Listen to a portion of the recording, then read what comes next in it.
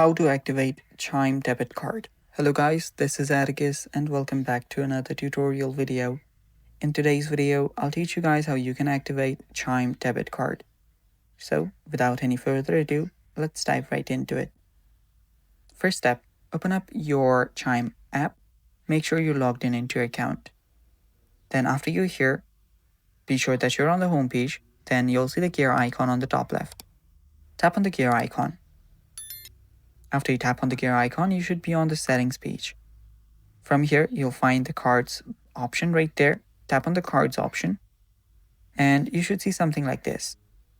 So if you've just received your Chime debit card on the mail and you come here, you'll see the activate card option. So if you tap on activate card, it will take you to this page where you can enter the 3-digit CVV. So enter the 3-digit CVV of the card that you just received and then tap on next.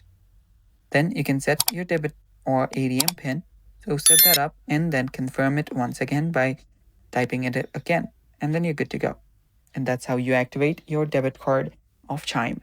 And that's how simple it is, and that's all for today's video. Thanks for watching. Stay tuned.